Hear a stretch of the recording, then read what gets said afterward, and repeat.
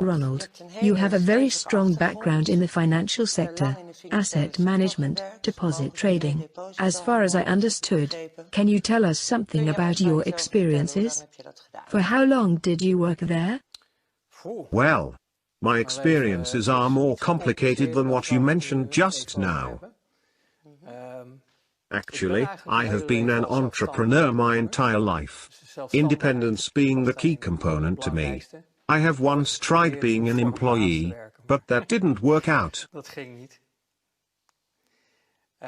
Being an entrepreneur, I have seen many sectors, amongst which I have experienced the financial world. All my other companies as an entrepreneur, like my own fashion line for ladies, car dealership and also import-export, had me involved to such an extent with building up my own fortune. It inherently guided me into the world of finance. Working in import-export, you encounter different currencies and you have to go to the exchange to trade through brokers. And one of the brokers said at some point, "Ronald, I've been looking at your life for a long time and you are always busy. You earn money, we know, but what is your goal?"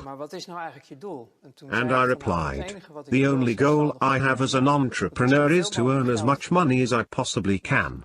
Because, the more money I have, the quicker I can retire, be free and of course have status. Basically everything you want in this society, or at least, that's what I thought back then." So the broker said, "In that case, stop what you are doing now, stop with all those companies and just start dealing money, go into the financial world." And that is the beginning of that situation that is connected to your original question. The broker had a place in the exchange market and he dealt in currencies, deposits, so trading in assets to make money out of differences in interest rates, and that involved the aforementioned asset management.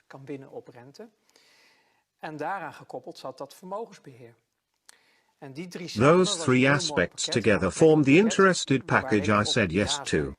He said, "All right, you can take my place here, I'll train you, introduce you into the network, but in exchange I want 10% of your annual earnings."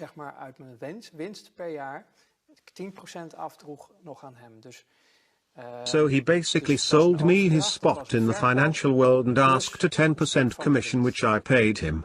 I said, "Yes, fine with me." Then he replied, "There is one thing you need to know. If you can't put your conscience in the proverbial freezer, and I don't mean on -18 degrees, but on -100 degrees, then don't get involved in this." That was the message. You want a lot of money, you can obtain that, I can help you, but it comes at a great cost. Because you cannot do this with a clear conscience. Well, I laughed at that. I was young and naive. From my youth, from the way I came into life, my far from ideal youth led me to develop a certain view of the world and humanity. What do you mean by that? No warm, loving family? My mother always did the best she could to make us feel loved. But she was hampered by that due to the behavior of my father, who caused us to feel more like we lived in a war zone with each other. That isn't an exemplary situation to grow up in. And as a child growing up like that, led me to believe that the world and humanity are far from great.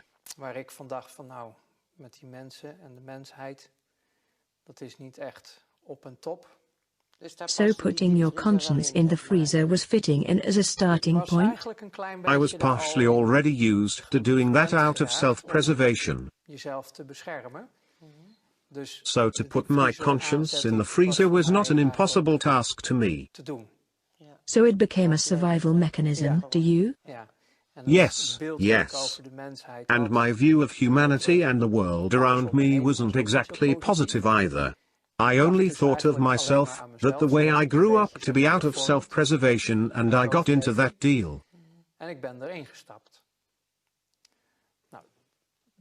which meant that slowly I built up a customer base. And as I improved my skills within the network, I got deeper into the financial world.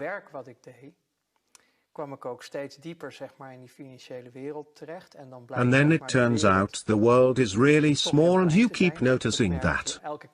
Even when I was still working in import-export, dealing in grain and such, you notice it is just a small circle.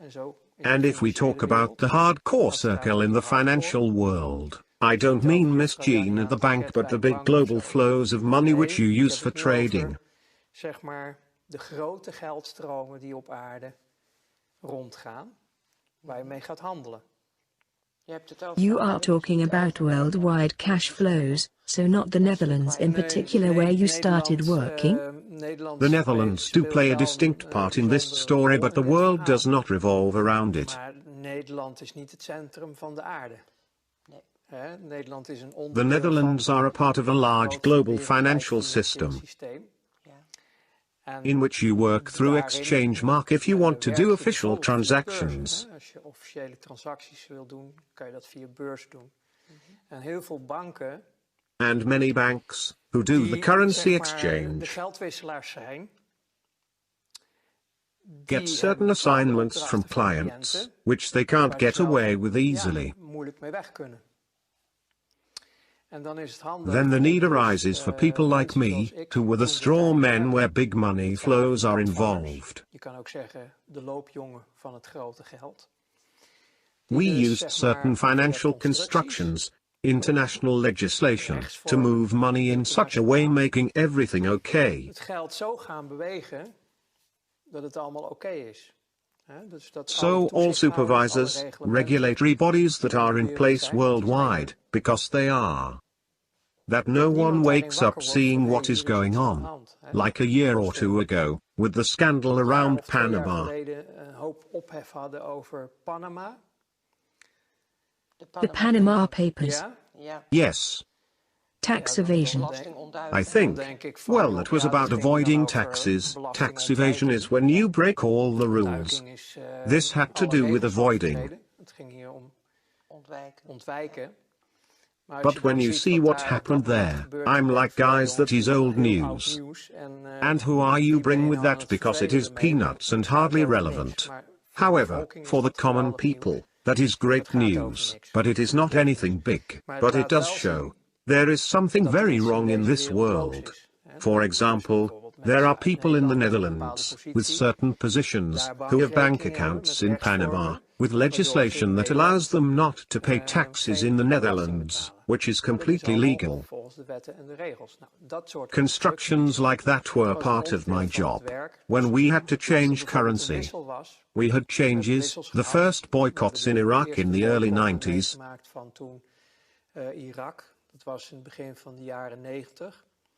When there was a boycott in Iraq because of the war that started there. And we were confronted with what we called Iraqi dollar. Iraqi dollars, which were actually American dollars. The American dollar has a direct relation to the oil prices, which made it a world trading currency backed up by oil. As long as that connection is in place, the dollar has a value. Officially, the Iraqi people weren't allowed to sell their oil due to the boycott. In theory, that is, because never before there was such a big business in oil. With discounts in this case, because officially it wasn't allowed, so with discounts it still crossed the borders. These dollars, because the energy was always paid in the dollars, so the Iraqi dollars had to go somewhere. You couldn't just take them to the desk at the bank because of all the regulations and checks did provide a certain protection. Because money laundering and criminality wasn't anything new back then. Now we call it terrorism. But that was then also the case. So, then you need people to take the heat. As straw men, you got invited to a bank, for example, in Germany's, with basements full of trucks filled with money. And then you think, sure. trucks, transports. A busy company. Come with me.